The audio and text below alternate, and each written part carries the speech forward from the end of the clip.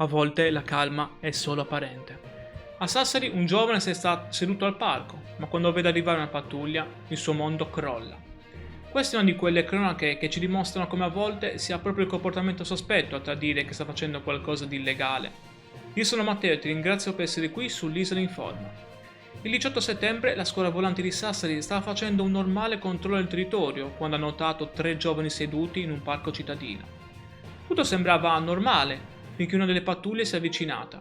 A quel punto uno dei 3 ragazzi si è alzato di scatto e ha iniziato ad allontanarsi in fretta. Non correva, ma camminava veloce, con l'aria di chi voleva sparire il prima possibile. E tu lo sai, quando vedi la polizia e scappi, è normale che gli agenti ti si insospettiscano. Così l'hanno seguito e fermato per un controllo di identificazione. E qui è iniziato il casino. Questo ragazzo aveva nelle tasche circa 2000 euro in banconote di piccolo taglio. 2000 euro!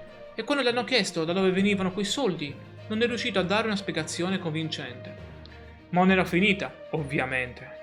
Insieme ai soldi nascosti nelle tasche aveva diversi involucri di hashish e marijuana già divisi in dosi e confezionati per la vendita.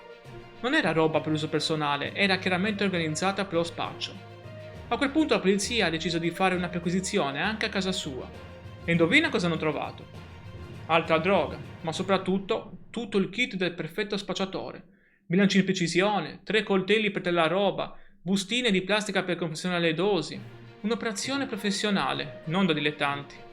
Il ragazzo, che aveva già precedenti per reati legati alle stupefacenti, è stato arrestato per detenzione ai fini di spaccio. Il giorno dopo l'autorità giudiziaria ha convalidato l'arresto e le ha dato l'obbligo di presentazione alla polizia, quello che comunemente chiamiamo obbligo di firma. La cosa che mi colpisce però di queste storie è che tutto è iniziato da un comportamento.